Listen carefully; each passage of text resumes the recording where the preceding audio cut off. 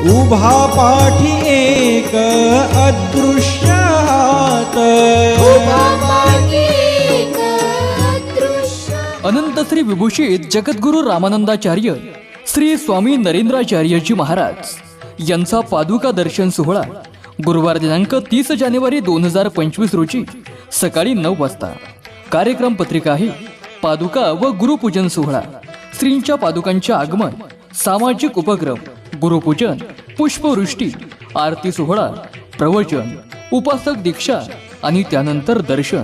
तर या महामंगल समयी आपण सहकुटुंब सहपरिवार इष्टमित्र आप्तेष्टासह कार्यक्रमास उपस्थित राहून पादुकांच्या दर्शनाचा लाभ घ्यावा ही आपणास नम्र विनंती. स्थळ आहे शिवलिंगेश्वर मठ संस्थान समोर, तंबलूर, तालुका देगलूर.